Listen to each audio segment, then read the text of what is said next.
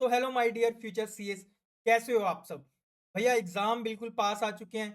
बहुत डर लग रहा है, अंडर कॉन्फिडेंट फील कर रहे हैं, अंडर प्रिपेयर्ड फील कर रहे हैं। कुछ सब्जेक्ट बिल्कुल कमजोर है। कैसे आखिरी लास्ट 20 डेज में हम अच्छे तरीके से रिवाइज कर पाए ताकि हम सर इस बार सीए फोर श्योर में बन जाए।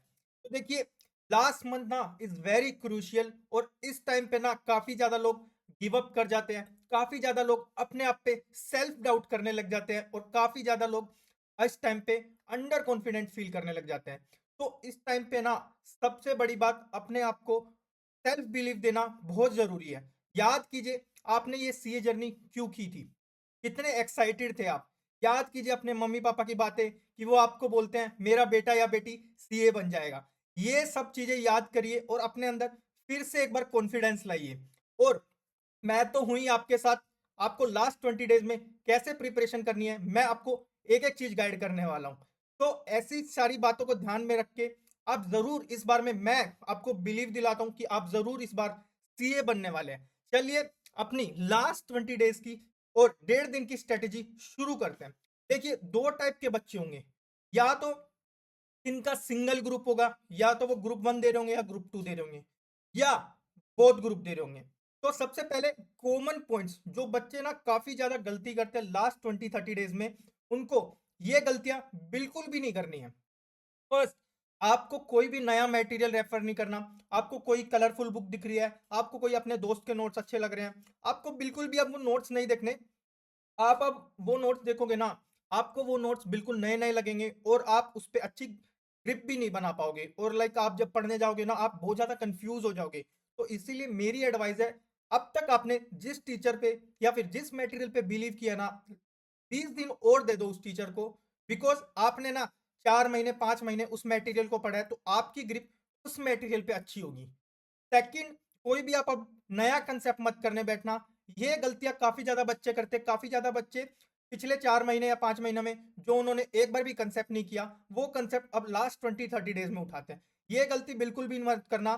क्यों? आपके पास अब टाइम बहुत कम है। अगर आप कोई भी नया कंसेप्ट करने जाते हो ना, तो 100% चांसेस होते हैं कि वो ना आपसे कंसेप्ट बनता नहीं है, और अगर बनता है तो बहुत ज्यादा टाइम ले जाता है। इसलिए काफी ज्यादा बच्चे क्या हो जाते हैं उस टाइम पे, अंडर कॉन्फिडेंट फील करना शुरू कर देते हैं। इसीलिए आपको ये गलती बिल्कुल भी नहीं करनी। कोई भी नया मटेरियल नहीं उठाना, कोई भी नया कंसेप्ट नहीं करना।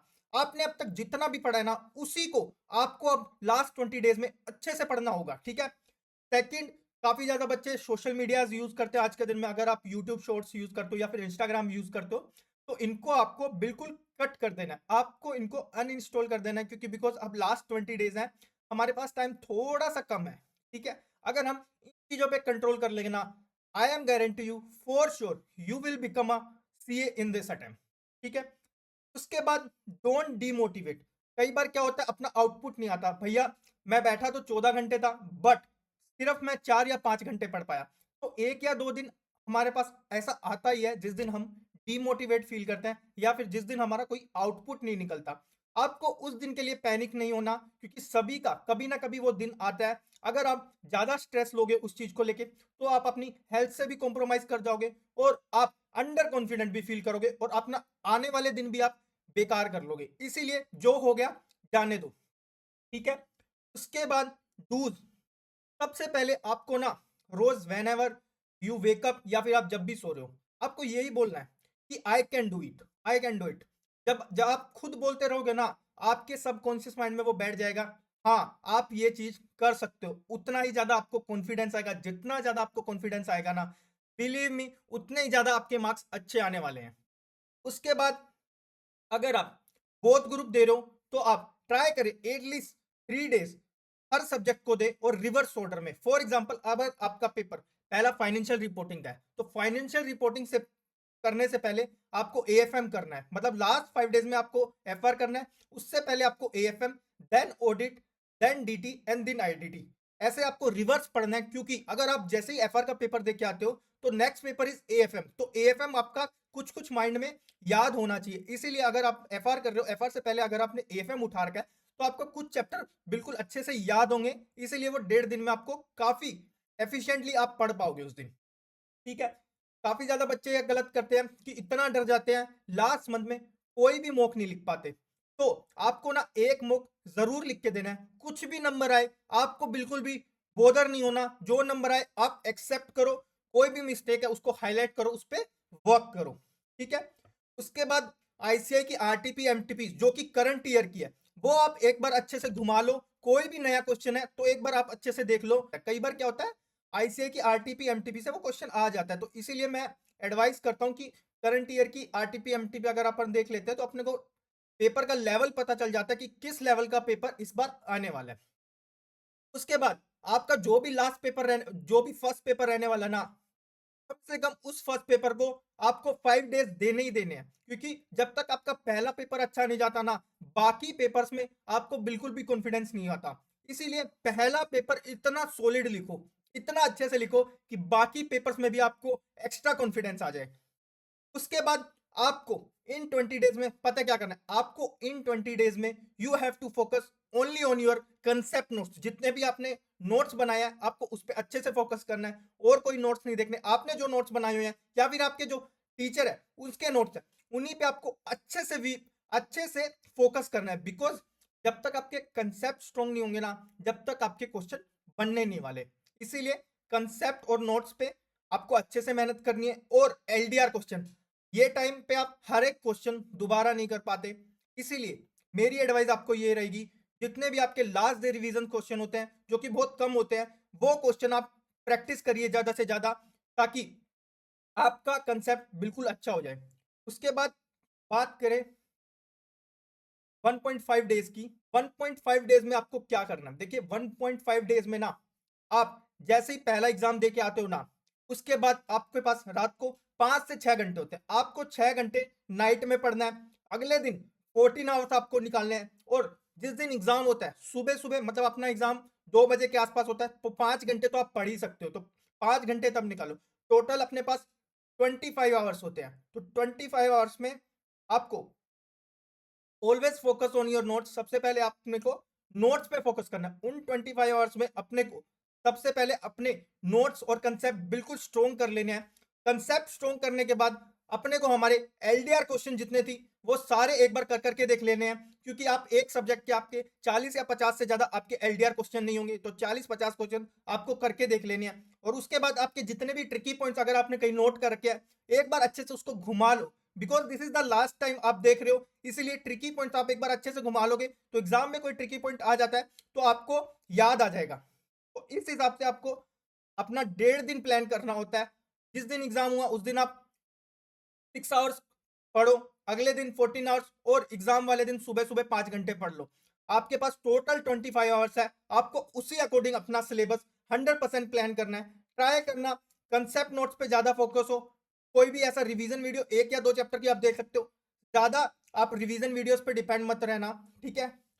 एग्जाम सोल्व आपको कैसे करना होता है, एग्जाम अगर आपको नहीं पता एग्जाम कैसे सोल्व करना है, जब भी आपको 15 मिनट मिलती है स्टार्टिंग में पढ़ने के लिए, आपको ट्राई करना है, आपको अपने बेस्ट 3 क्वेश्चन जो आपको आते हैं वो सबसे पहले फाइंड आउट करने हैं। और जैसे ही पेपर 2 बजे शुरू होता है, आपको पहले बेस्ट 3 क्वेश्चन अपने 3:20 PM तक कर लेने हैं। मतलब मैं बोलूं तो 80 मिनट्स में आपको 3 क्वेश्चन बना लेने हैं जो आपको सबसे बेस्ट आते हैं। अगर अपने अपने बेस्ट 3 क्वेश्चन कर लिए ना, फिर आपको कॉन्फिडेंस आ जाएगा। उसके बाद you can jump to MCQ part. MCQ 30 MCQ marks होते हैं, इसीलिए 15 क्वेश्चन होते हैं अराउंड, तो आपको अराउंड 30 to 40 मिनट्स देने हैं, उससे ज्यादा आप बिल्कुल भी मत देना। 40 मिनट से ज्यादा अगर आपको एमसीक्यू में लग रहे हैं तो इतना लगने नहीं चाहिए। अगर कोई एमसीक्यू आपको नहीं आ रहा तो उसको स्किप करो और आगे बढ़ो, ठीक है। अब आ जाते हैं लास्ट का 1 घंटा। लास्ट के 1 घंटे में जो आपने 2 क्वेश्चन छोड़े हुए थे ना डिस्क्रिप्टिव के, आपको वो ट्राई करना है, और उस 2 क्वेश्चन में से भी जो आपको सबसे बढ़िया आता है पहले वो करना है, और जो आपको सबसे खराब आता है वो आपको लास्ट में करना है। आपको इस हिसाब से अपना पेपर प्लान करना है कि आपके पास लास्ट में 10 मिनट बचने चाहिए सर। लास्ट में 10 मिनट में आपको क्या करना है, आपको पेपर को अच्छे से रिव्यू करना है। आपको देखना है कि वेदर की सब क्वेश्चन मार्किंग अच्छे से कर दी या नहीं कर दी, कोई क्वेश्चन छूट तो नहीं गया, रोल नंबर वगैरह सही से लिखा या नहीं लिखा, ये सारी चीजें आपको लास्ट के 10 मिनट में चेक करनी है, ठीक है। और उसके बाद अगर आप आईबीएस दे रहे हो तो आईबीएस के अंदर आपको क्या करना है, एक केस स्टडी को आपको 1 घंटा देना है। 1 घंटे से ज्यादा एक केस स्टडी को मत देना, क्योंकि 4 केस स्टडी आपको करनी है। अगर आप एक केस स्टडी में 1 घंटे ज्यादा लगा रहे हो तो फॉर श्योर आपका वो पेपर कभी भी कंप्लीट नहीं आना। आपको शुरू से ही कंसिस्टेंसी बना के रखनी है स्पीड के अंदर। आप शुरू में कई बार क्या बच्चे करते हैं, राइटिंग साफ करने के चक्कर में बहुत स्लो लिखते हैं और लास्ट में वो इतना स्पीड अप करते हैं कि उनकी राइटिंग बिल्कुल खराब आती है। इसीलिए आपको शुरू से कंसिस्टेंटली एक ही स्पीड में लिखना है ताकि आपका पूरा पेपर भी अच्छे से लिखा जाए, आपका पेपर भी टाइम पे कंप्लीट हो जाए। अगर आप ये चीजें अच्छे से याद रखोगे ना तो आई एम गारंटी यू आप इस बार जरूर सीए बनने वाले हो। और अपने आप को कभी भी अंडर कॉन्फिडेंट मत समझना, कभी भी आप किसी से कंपेयर मत करना। बिकॉज क्या होता है, हम अपने दोस्तों से कंपेयर करते हैं ना, तो उस केस में ना हम अपने आप को अंडर कॉन्फिडेंट फील करने लग जाते हैं कि यार वो तो इतना पढ़ रहा है, मैं इतना नहीं पढ़ पा रहा, वो इतने रिवीजन कर रहा है, मैं नहीं कर पा रहा, वो इतने ज्यादा मॉक टेस्ट में नंबर लेके आ रहा है। आपको बिल्कुल भी ये अपने माइंड में नहीं लेके आना। आपको बिल्कुल भी नेगेटिव पीपल से, हाँ, ऑलवेज आपको ना दूर रहना है। पॉजिटिव पीपल से आप बात करो, अपने माँ बाप से आप बात करो और यही सोचो कि आपने सीए क्यों शुरू किया था। आपने जब सीए शुरू किया था आप कितने खुश थे। आपके माँ बाप की बातें याद करो कि आपको वो बोलते हैं कि बेटा बेटी तू कर लेगा। ठीक है, आपको यही सारी चीजें याद रखनी है। और बिलीव मी गाइस, ये 20 दिन के बाद आप जब पेपर लिख के आओगे ना, आप इतना खुश होगे कि थैंक गॉड मैंने इतनी ज्यादा मेहनत कर ली। और जब आप सीए बन जाओगे ना, इस लास्ट 1 मंथ को आप जरूर याद रखोगे और आप खुद से यही बोलोगे कि थैंक गॉड मैंने ना उस टाइम गिव अप नहीं किया। बिकॉज सभी की लाइफ में ये पीरियड जरूर आता है, जो भी सीए बने हैं सभी की लाइफ में ये पीरियड जरूर आया लास्ट 1 मंथ का, जब उन्होंने एक बार तो जरूर सोचा होगा कि वो गिव अप कर दे। बट उन्होंने उस पॉइंट ऑफ टाइम पे गिव अप नहीं किया और आज वो सीए हैं। आपको भी आज मन कर रहा होगा कि मैं गिव अप कर दूं, अंडर कॉन्फिडेंट फील हो रहे होंगे, बट आपको ना इस टाइम पे गिव अप बिल्कुल भी नहीं करना। पॉजिटिव रहो और कंसिस्टेंसी से वर्क करो, रिजल्ट जरूर मिलेगा। क्योंकि आप जितनी मेहनत करते हो ना उसका रिजल्ट जरूर मिलता है।